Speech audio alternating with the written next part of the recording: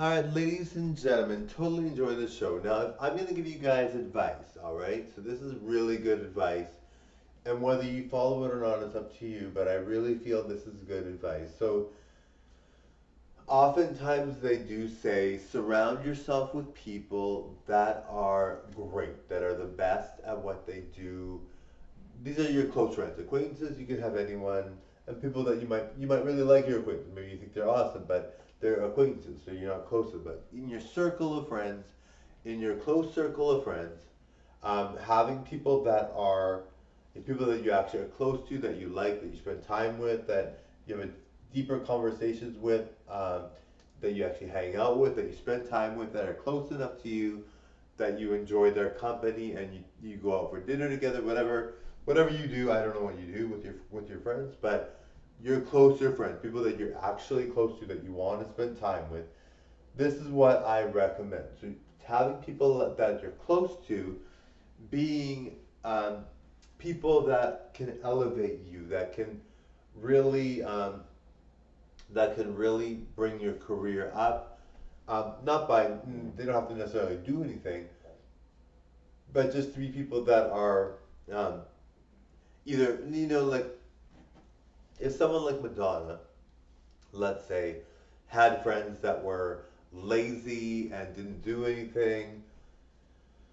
And maybe she does have friends like that, but maybe I mean, like, she's so busy she probably doesn't have time for friends. She just hangs out with people when she's performing with them, and those are people she spends time with. But like Madonna is gonna spend time with people that are gonna be in her videos, that are gonna do things with her in her videos, that are going to be strong and fit. And I mean, I don't think necessarily that you should have friends like that, but I think that if you are, some people really like to volunteer at a hospital, and I think don't take that away from anyone. If you like that, go ahead, enjoy. Some people really like helping people, so if you like helping people, maybe your best person will be someone in a wheelchair, someone doing whatever. But if you're an entertainer and you want to perform with people, and that's not to say she's not going to perform with someone in a wheelchair, and that doesn't mean anything like that at all. I just, maybe she wants to have someone in her video that's in a wheelchair, but she chooses someone that's a hardworking person in a wheelchair, and someone that's gonna spend time being in her video, as opposed to someone that is just, complaining and being grumpy and not handling their emotions. And I don't think, and maybe that's not necessarily true. I mean, I don't necessarily mean that. Some people really do have a lot of things they're going through and have a hard time and whatever. But it's what you do with your situation, what you do with your circumstance.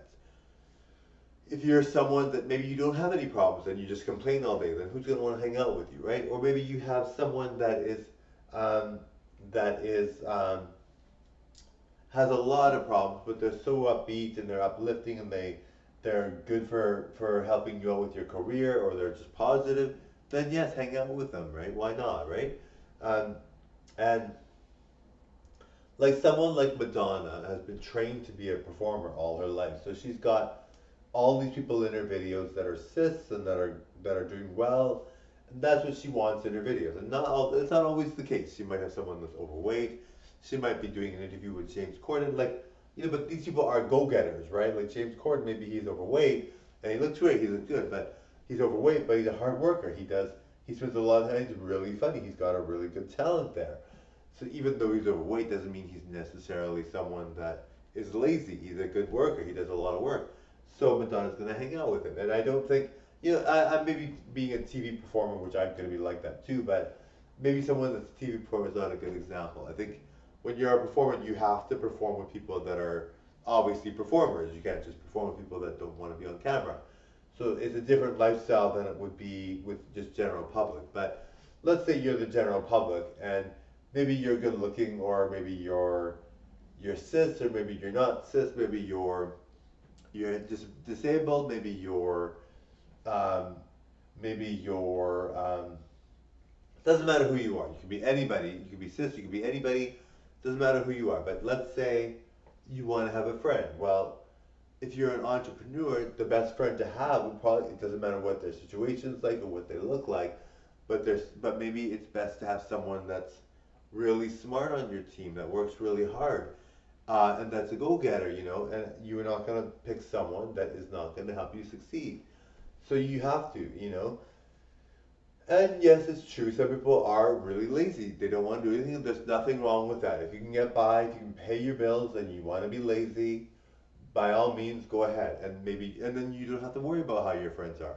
But maybe even them, they're not going to want to have a friend that's like super uptight and busy all the time because they don't care. They're just lazy. They don't want to do anything.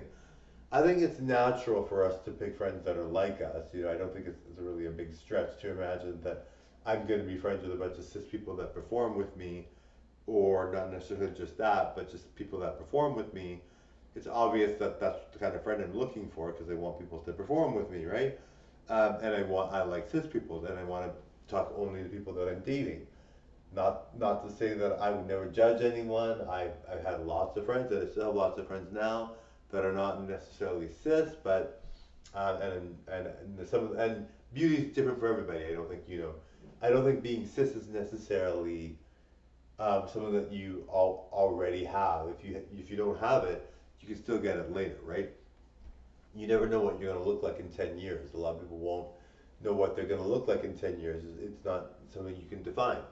So, just because I like cis people, I like to stay with cis people, doesn't mean anything really, but that's just what I like. I like to be with the best. I like people that are top performers. And every celebrity's like that, right? We all know celebrities that are good looking.